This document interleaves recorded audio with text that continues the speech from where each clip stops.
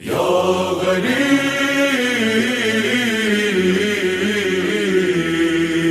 یا شہید یا مظلوم یا حسین حسین حسین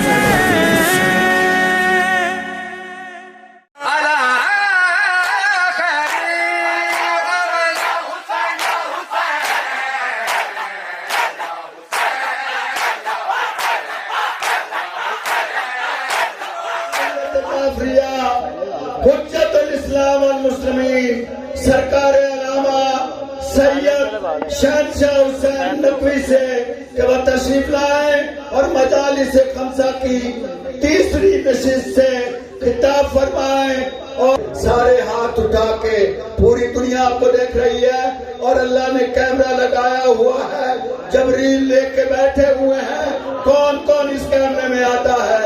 نعرہ تکبیر، نعرہ رسالت، نعرہ حیدری۔ بسم اللہ الرحمن الرحیم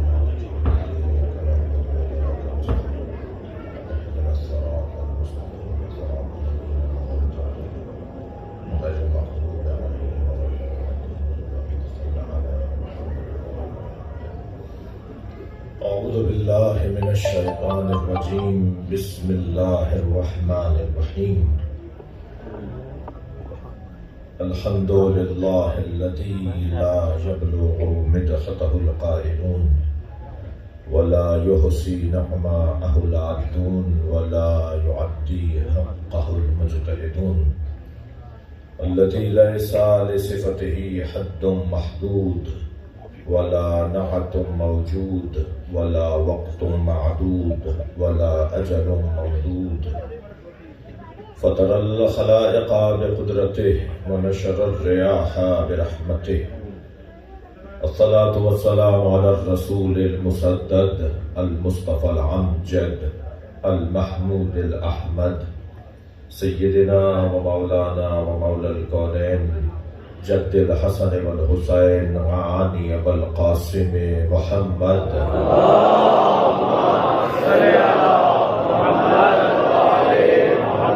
وآلہ الطیبین الطاہرین المعصومین الذین قال اللہ انما یرید اللہ لیذہب عنکم الرجس اہل البیت ویطہرکم تطہیرا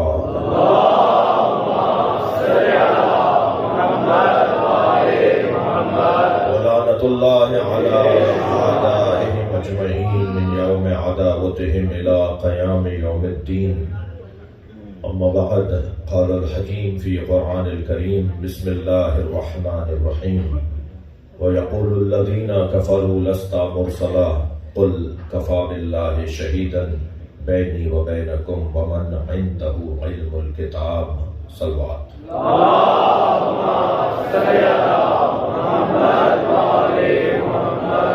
سورہ مبارکہ رات آخری آیت 43واں نشان۔ اللہ اپنے اس کلام میں ہر زمانے میں اپنے ساتھ نبی کی رسالت پر گواہ رہے گا، اس کا اعلان کر رہا ہے۔ وَيَقُولُ الَّذِينَ كَفَرُوا لَسْتَ مُرْسَلًا، جنہوں نے کفر اختیار کیا وہ کہتے ہیں اور کہتے رہیں گے کہ آپ بھیجے ہوئے رسول نہیں ہیں۔ قل، اے میرے حبیب انہیں جواب دے دیجئے، انہیں کہہ دیجئے کفا باللہ شہیداً بینی و بینکم، میرے اور تمہارے درمیان میری رسالت پر گواہی کے لیے اللہ کافی ہے۔ اچھا، اگر آیت یہاں رک گئی ہوتی تو اللہ کافی ہے کا جو اعلان ہے وہ صادق آ جاتا ہے۔ اللہ کافی ہے، یہ جو لوگ اسٹیکر چھاپ دیتے ہیں نا، اللہ کافی ہے، تو اللہ کافی ہے کا نعرہ تو شیطان نے لگایا تھا۔ اچھا، میں قرآن کا طالب علم ہوں۔ الیس اللہ الیس اللہ بکاف عبدہ، اے میرے بندے کیا تیرے لیے اللہ کافی نہیں ہے؟ یہ قرآن ہے، میں قرآن کا طالب علم ہوں، مجھے پتا ہے کہ میں کیا کہہ رہا ہوں۔ اے میرے بندے کیا تیرے لیے اللہ کافی نہیں ہے؟ یہ آیت ہے، مگر ہر شخص کو اپنا قد دیکھ کر بات کرنی چاہیے۔ قرآن کافی ہے کا نعرہ کسی نے لگایا مگر کسی اور کے لیے ٹھیک ہے۔ قرآن کافی ہے کا نعرہ لگائیں تو مصطفیٰ لگائیں یا مرتضی لگائیں۔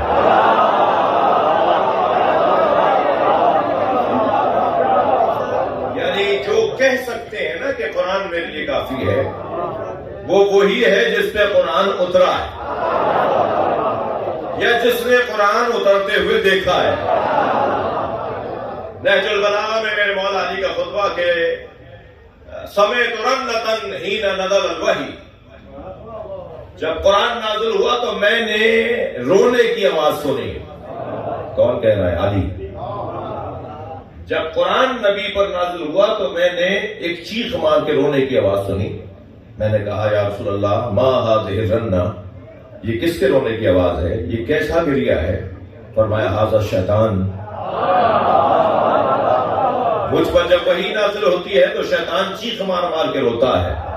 اور پھر بات یہاں ختم نہیں ہوئی، مولا فرماتے ہیں نبی نے فوراً فرمایا یا علی انت تسمع ما اسمع وترى ما ارى، یا علی جو میں سنتا ہوں وہ تم سنتے ہو، جو میں دیکھتا ہوں وہ تم دیکھتے ہو۔ الا علی نبی آبادی، فرق اتنا ہے میرے بعد کوئی نبی نہیں ہے۔ علی حق، علی حق، علی حق، علی حق، علی حق۔ یہ جو قرآن میں ہے نا الیس اللہ بکاف عبدہ، اے میرے بندے کیا تیرے لیے اللہ کافی نہیں ہے، یہ آیت یقیناً قرآن کا عنوان اور پیغام ہے، مگر یہ کس کے لیے ہے؟ میں تھوڑا سا قرآن کے طالب علمی کا ثبوت دیتے ہوئے آگے بڑھوں۔ شیطان اتنا بڑا موحد تھا کہ اللہ کی عزت کی قسم کھا کے بات کرتا ہے۔ فَبِعِزَّتِكَ لَأُغْوِيَنَّهُمْ أَجْمَعِينَ، تیری عزت کی قسم ہے میں ان سب کو بہکاؤں گا۔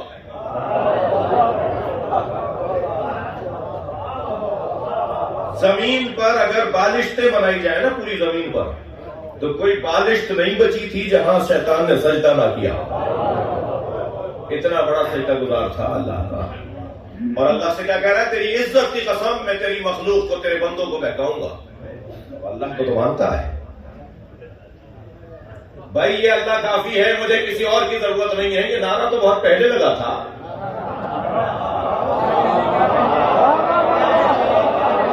اللہ کافی ہے کا نعرہ تو بہت پہلے لگایا تھا۔ جو اللہ کو مانے اور رسول اللہ کو نہ مانے وہ مسلمان نہیں، شیطان ہے۔ قرآن کی زبان ہے، لہذا اللہ کافی ہے، قرآن کافی ہے، یہ جملے ہیں ٹھیک ہیں، مگر کس کے لیے ہیں یہ ہر شخص نہیں بول سکتا۔ میرے لیے نہیں ہے، میں تو اپنے اوپر رکھ کے بات کر لوں نا تاکہ کسی کو کوئی تکلیف نہ ہو۔ قرآن کافی ہے، یہ میرے لیے نہیں ہے۔ ہمارے صاحب کاظم بٹ کے یہاں مہمان حسنین کے یہاں،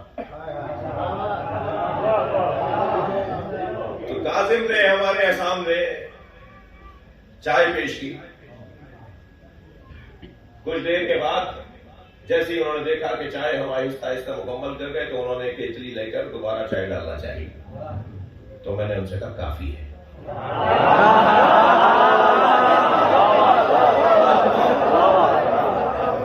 اب کچھ دیر گزری، کیا بہت دیر گزر گئی، ہمیں آرام کرنے کا، کچھ سفر کر کے آئے تھے، چاہ رہے کہ کچھ دیر آرام بھی کر لیں، مگر سوچتے رہے کہ کب یہ کہیں گے کہ یہاں آ جائیے، یہاں آرام کر لیجیے، بستر آپ کے لیے لگایا ہے، مگر نہیں ہوا ایسا۔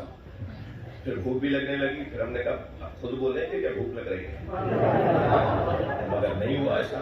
بھائی مثال دے رہا ہوں, کاظم ایسا ہے نہیں,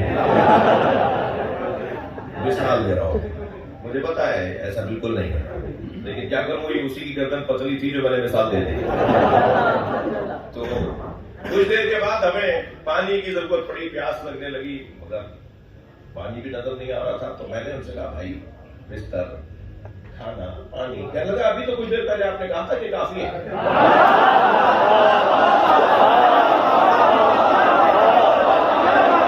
بھائی جب یہ کہا جائے کہ قرآن کافی ہے, اس کا مطلب یہ ہے کہ تورات, زبور, انجیل کی ضرورت نہیں ہے.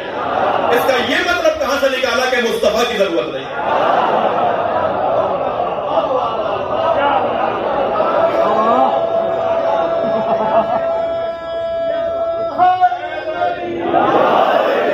بھائی اگر میں نے چائے کے موقع پہ کہا کہ کافی ہے تو اسی کے جنس کے بارے میں سوچا جائے گا کہ اور چائے ضروری نہیں ہے, لیکن جنس بدلے کی تو ضرورت ہے.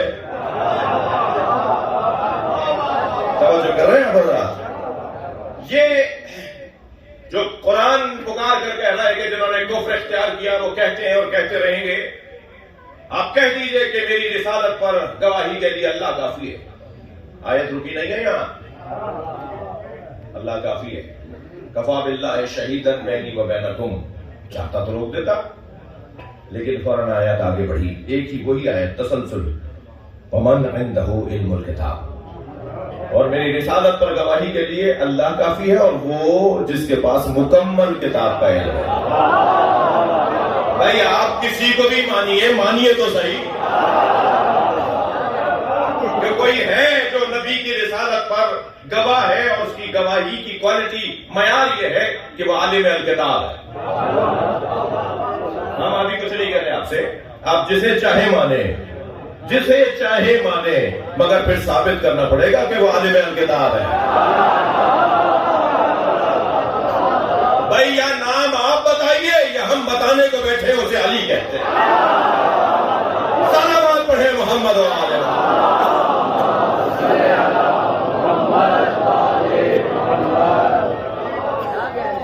اب جب نبی کی رسالت کا انکار ہوتا رہے گا, یقولو ہے فعل مضارع ہے, جنہوں نے کفر اختیار کیا وہ کہتے ہیں اور کہتے رہیں گے.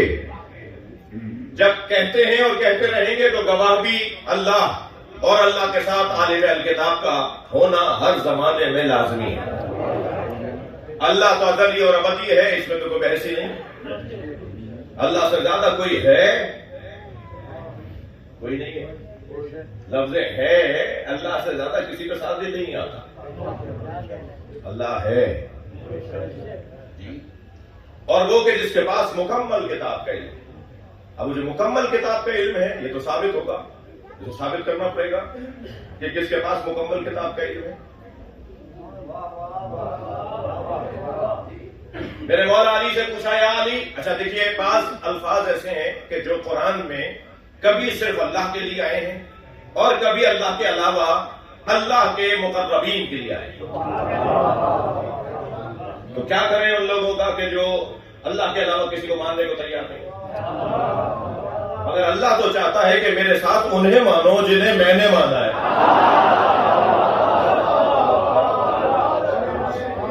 جنہیں میں نے تمہارے لیے رہنما اور ہادی مانا ہے, جنہیں میں نے تمہارے لیے امام اور ہادی بنایا ہے, انہیں مانو.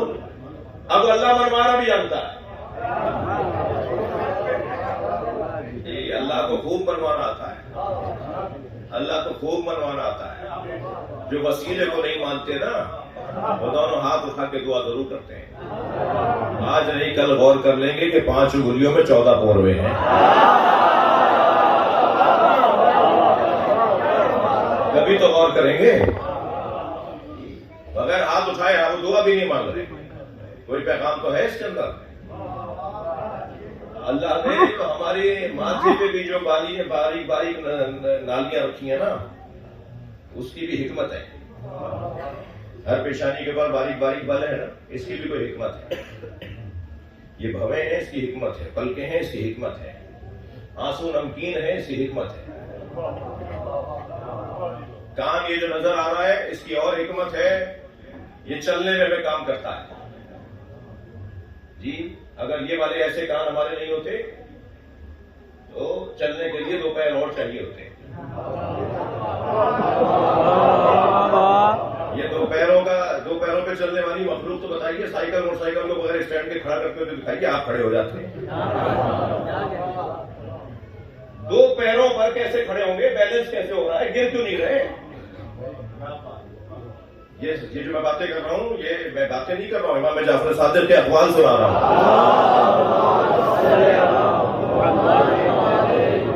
بغیر کسی سہارے کے، بغیر اسٹینڈ لگائے ہوئے آپ ذرا اپنی موٹر سائیکل کھڑی کر کے دکھائیں، آپ کیسے کھڑے ہو جاتے ہیں؟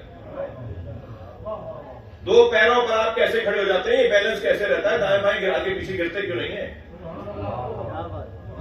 پیر کھڑا کرنے کا کام کر رہے ہیں، کان بیلنس کا کام کر رہے ہیں۔ بھائی عقیدہ توحید بھی تو یہیں سے بیان ہوگا۔ صلوات پڑھنے ذرا محمد و آل محمد۔ جو باہر گلی میں اور سامنے والے پلاٹ میں وہاں مہمان بیٹھے ہوئے ہیں، عزیز تشریف فرمائیں، مل کر صلوات پڑھیں۔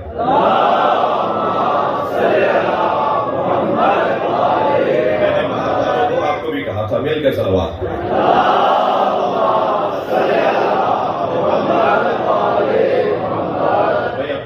آج تھوڑا سا آپ تکلیف میں بیٹھے ہوئے ہیں، پہلو بدلنے کی جگہ نہیں ہے بعض دوستوں کو، تو مگر یاد رہے کہ بدن تکلیف میں ہے مگر روح کو غذا ملتا ہے۔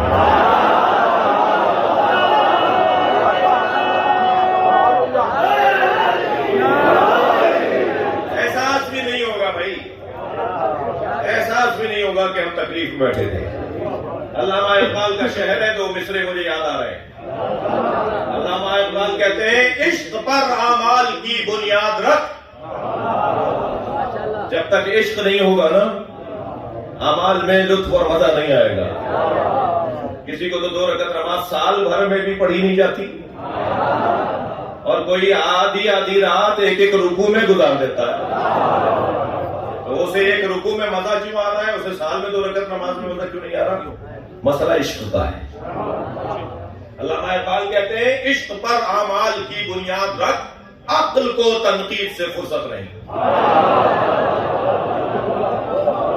بولنے دیجئے جو دائیں بائیں سے گزرتے ہوئے کہہ رہے ہیں شیعہ کیا کر رہے ہیں، انہیں کیا پتا اس گھڑے کا ذائقہ کیا ہے۔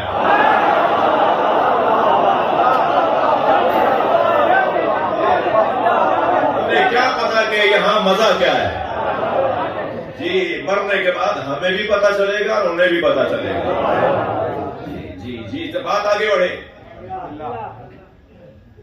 ہر زمانے میں نبی کی رسالت پر گواہی کے لیے اللہ اور وہ جو عالم الکتاب۔ کل میں نے گفتگو جہاں چھوڑی تھی وہاں سے پیوست اور وابستہ کر رہا ہوں۔ امامت تسلسل ہے اس ہدایت کا کہ جو بے عنوان نبوت آئی، یعنی امامت متم نبوت ہے۔ اولنا آخرنا اوسطنا کلنا، یہ امامت کا عنوان ہے، یعنی نبی گول جس کی ختم کیجیے کو ختم کیجیے، نبی قیامت تک کے لیے نبی بن کر آئے۔ تو نبی جب چلے گئے، سرکار کی جب رحلت ہو گئی، پردہ فرما گئے، تو آپ کی جگہ امت کا رہنما اور ہادی کون ہے؟ بس جو آپ کی جگہ امت کا ہادی اور رہنما ہے اسے ہم امام کہتے ہیں، اور ہر زمانے میں امام کی ضرورت ہے، لہذا ہم 12ویں پر رکے ہوئے ہیں۔ وہ اور بات ہے کہ کسی کی عمر 26 سال رہی، کسی کی عمر 56 سال رہی، اور جسے ہم اپنے زمانے کا امام کہتے ہیں وہ 12ویں ہیں مگر 1150 سال سے ہیں۔ یہ کوئی نئی بات بھی نہیں ہے کہ پہلی دفعہ ایسا ہوا ہو، پہلے کبھی ایسا نہ ہوا ہو کہ صاحب اتنی لمبی عمر ہو گئی ہو۔ بہت سے انبیاء کی عمریں طویل رہی، بہت سے نبیوں کی عمریں طویل نہیں، بہت ساری مخلوقات کی عمریں طویل ہیں۔ تو اللہ جس کی عمر چاہے بڑھائے اور جس کی عمر چاہے گھٹائے اور کم کرے، جتنا چاہے رکھے وہ یہاں چاہ رہا ہے کہ میرا ہادی میری جانب سے ہادی امت کے لیے ہادی طویل حیات پائے، طویل حیات لے کر آنے والا ہادی، لہذا 12ویں پہ بات کی گئی۔ نبی نے فرمایا میرے بعد میرے 12 جانشین ہیں، 12ویں کا نام میرا نام ہوگا، اس کی کنیت میری کنیت ہوگی، اس کی شکل میری شکل ہوگی، اس کی چال میری چال ہوگی، اس کا حلیہ میری حلیہ کتنا ہوگا، اس کا نام بھی میرا نام ہوگا۔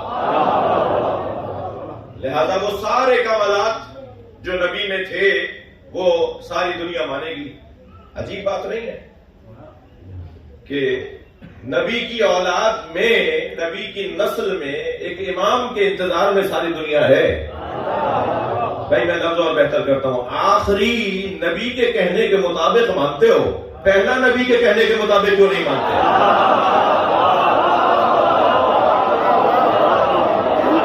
سارا عالم اسلام آخری کو نبی کے مطابق مانتا ہے۔ سرکار کے حدیث ہے، سرکار کی حدیث ہے کہ آپ نے فرمایا کہ 12واں کیسا ہوگا، مہدی کیسا ہوگا، آخری کیسا ہوگا، تو آخری کو تو مان رہے سب۔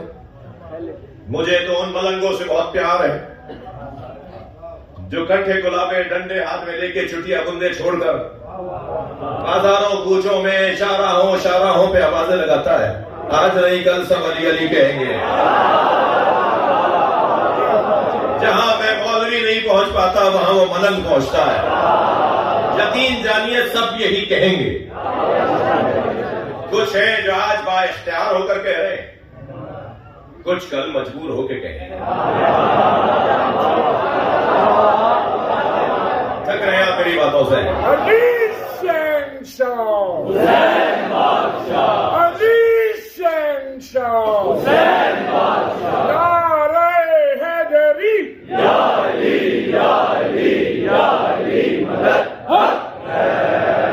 سب بلاخر جہاں پہ عقل کو مصروف تنگ دیکھا، جہاں پہ عقل کو مصروف تنگ دیکھا ہے وہاں شخص کو مصروف جنگ دیکھا ہے۔ ارے جہاں نہ بول سکے ارے مفتیان دین اختر، وہاں پہ ہم نے علی کا ملنگ دیکھا۔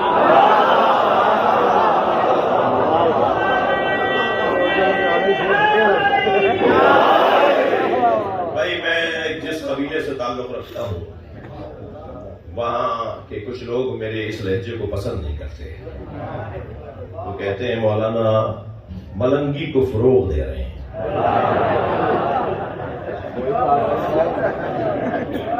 تو میں جانتا ہوں کہ کیا کہہ رہا ہوں۔ میں جتنا اچھا نمازیوں کے لیے مشوق ہوں،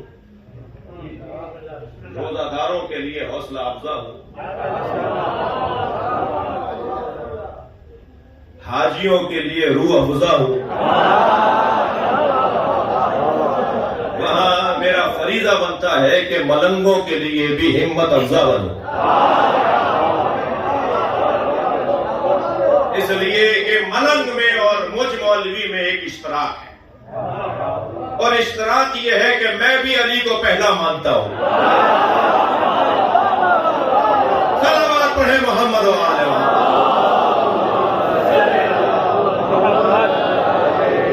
اس سے بلند صلوات۔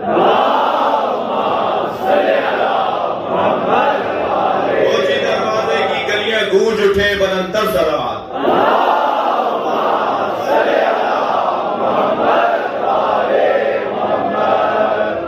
جائے لہذا ہر زمانے میں ایک امام کی ضرورت ہے، اور امام یعنی جو عالم الکتاب ہو، امام یعنی کہ جو گواہ رسالت معاب ہو۔ ہر زمانے میں عالم الکتاب کا ہونا ضروری ہے۔ شقیق بلخی کہتے ہیں کہ میں حج کے سفر پہ تھا کہ مقام قادسیہ پر میرا گھوڑا جب پہنچا اور میں نے اپنے گھوڑے کو لگام اس کی باندھی، اسے روکا، اور میں نے دیکھا کہ سراؤں اور مسافر خانوں میں اور جگہ جگہ چبوتروں پر جیسے مختلف قافلوں کے لوگ ٹھہرے ہوئے ہیں۔ تو انہی کے درمیان ایک مرتبہ میری نگاہ گئی کہ ایک علیحدہ سے جوان بیٹھا ہوا ہے جس کی پیشانی پہ سجدے کا نشان چاند دکھائی دے رہا ہے۔ جو لاغر اندام تھا اور بہت ہی سادہ لباس میں تھا اور چہرے کا نور اس کی طرف دیکھنے پر مجبور کر رہا تھا. حسن اس کا ایسا تھا کہ اگر کوئی کہہ دے کہ اسی کو یوسف کہتے ہیں تو بجا ہو اور صحیح ہو. مگر اس کی سادگی اور اس کی طبیعت کے اندر خاکساری مجھے یہ سوچنے پہ مجبور کر رہی تھی کہ یہ کوئی صوفی جوان ہے جو ان پیسے والوں کو تنگ کرے گا. میں لفظ بدل دوں, یہ کوئی ملنگ ہے جو ان پیسے والے جو مسافر حاجی آئے ہوئے ہیں. مقام قادسیہ ہے, شقیق بلخی روایت کر رہے ہیں. بچے جوان ذرا اپنے ذہن میں یہ نام بٹھا کر رہے. میں نے سوچا یہ کوئی صوفی جوان ہے, یہ ان مسافروں کو حاجیوں کو تنگ کرے گا, ان سے کوئی مدد مانگے گا, ان سے کچھ کہے گا کہ مجھے یہ دے دو وہ دے دو. تو میں اس کے پاس جاؤں اور اس کو کہوں کہ یہاں سے جاؤں. تو جیسے ہی میں اس کے قریب پہنچا تو اس نے آواز دے کر کہا, یا شقیق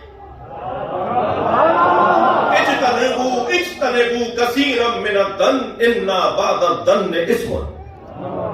بعض گمانوں سے پرہیز کیا کرو, اس لیے کہ بعض گمان گناہ ہوتے ہیں. کہنے لگے میرا تو میرے ہاتھ پیر کانپنے لگے.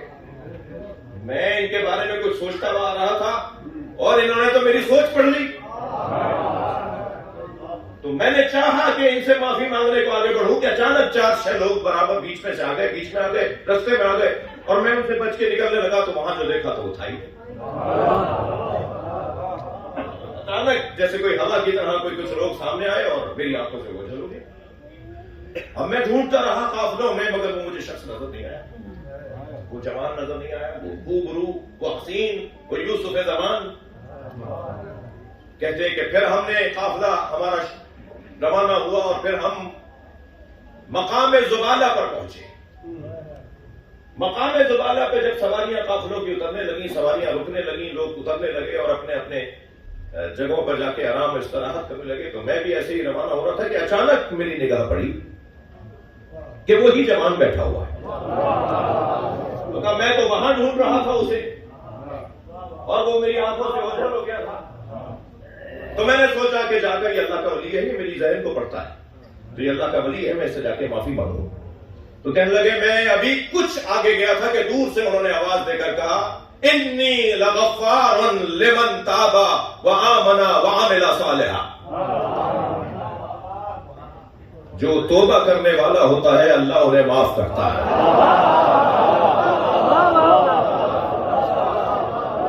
کہنے لگے پھر ایک مرتبہ میں لپک کر تیز ہو گیا ہوا کہ اس سے جا کے لپٹ جاؤں, پیار کروں, ملوں.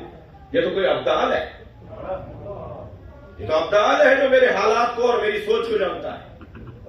پھر ایک مرتبہ 4-6 لوگ بیچ میں آ گئے اور رستہ ان کی وجہ سے مسدود ہوا, اور میں جب ان سے ہٹ کر آگے بڑھا تو پھر نظر نہیں آیا.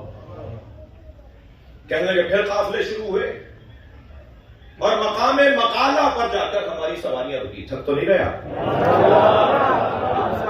آپ کا ذوق, آپ کی توجہ میں دیکھ رہا ہوں. پھر مقام مقالہ پہ جا کے ہماری سواریاں رکی اور پھر ہم جب اترے سواریوں سے تو پھر میں نے ایک اچانک دیکھا کہ وہی جوان کنویں پر پانی بھر رہا ہے. میں جتنی جلدی میرے لیے ممکن تھا میں تیزی جلدی اس کے قریب بڑھا. ابھی کچھ قریب گیا تھا کہ چمڑے کا ڈول تھا جس سے وہ پانی بھر رہا تھا, اس ڈول کی رسی ٹوٹی اور وہ ڈول پانی میں چلا گیا. جیسے ہی وہ ڈول پانی میں گرا تو اس نے آسمان کی طرف دیکھ کر ہاتھ اٹھائے اور کہا, انت ربی اذا زمنت فاطعمنی واشربنی, یا رب مالی سواہا. کہنے لگے اس کی یہ مناجات میں سننے لگا, وہ یہ کہہ رہا تھا اللہ سے کہ یا اللہ جب میں پیاسا ہوتا ہوں تو تو ہی تو پانی پلاتا ہے. تھک رہے ہیں آپ میری باتوں سے. یا اللہ جب میں بھوکا ہوتا ہوں تو تو ہی تو ہے جو مجھے سیراب کرتا ہے. میرے پاس اس ڈول کے علاوہ کوئی اور ڈول نہیں ہے. بس اس نے جیسے ہی کہا نا مالی سواہا، میرے پاس اس ڈول کے علاوہ کوئی اور ڈول نہیں ہے، کہ ایک مرتبہ کنویں کا پانی ابلنے لگا. پانی باہر چھلک چھلک کے نکلنے لگا، جیسے کنویں میں تلاطم ہو رہا ہو، جیسے سمندر میں طغیانی آتی ہے ایسے کنویں میں طغیانی آنے لگا، اور وہ ڈول نکل کے باہر آیا، اور اس نے بڑھ کے اس ڈول کو اٹھایا اور پھر اس سے اپنے مطلب کا اور اپنی ضرورت کا پانی بھرا.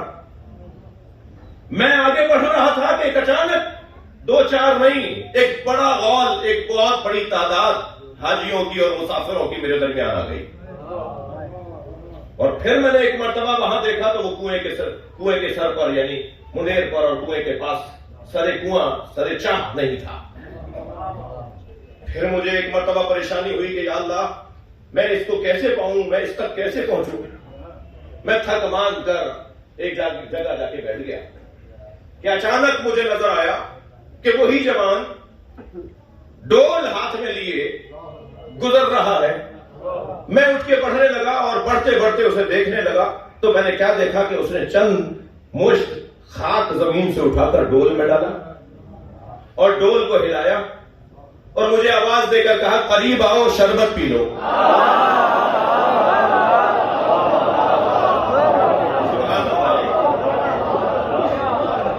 میں جب قریب گیا تو انہوں نے اسی ڈول سے جس میں نے پانی میں چند مشت مٹی ڈالتے ہوئے انہیں دیکھا تھا، اسی ڈول سے جب انہوں نے میرے ظرف میں شربت نکالا تو میں نے زندگی میں اتنا شیریں شربت اس سے پہلے نہیں پیا تھا. اس سے پہلے میں نے اتنا شیریں شربت نہیں پیا تھا. انہوں نے مجھے شربت پلایا اور کچھ اور لوگوں نے کوزے بڑھائے تو انہوں نے اپنا وہ شربت ان کوزہ بڑھانے والوں کے کوزوں میں ڈالا اور لوگ شربت پینے لگے کہ اچانک میں نے کسی غرض سے مڑ کر دیکھا اور پھر دیکھا تو وہ مجھے نظر نہیں آیا. مگر اتنا ضرور ہے جب میں نے وہ شربت پیا تو 3 دن تک نہ بھوک لگی نہ پیاس. اب مجھے یہ طے ہو گیا تھا کہ یہ اللہ کا ولی خاص ہے. پھر میں جب مکہ پہنچا تو میں نے حالت طواف میں اسے دیکھا اور حالت طواف میں جب وہ طواف کر رہا تھا تو گویا ایسا لگ رہا تھا کہ وہ کعبے کے گرد نہیں گھوم رہا، کعبہ اس کا طواف کر رہا.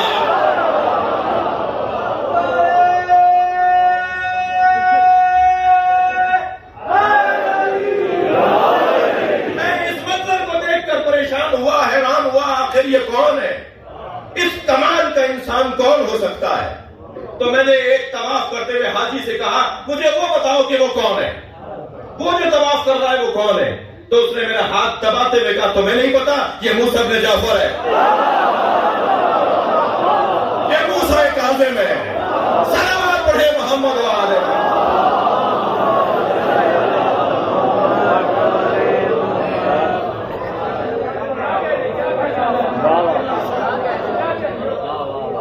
یہ سارا مجمع امام موسیٰ کاظم سے شربت پینے آیا ہے. یہ گلی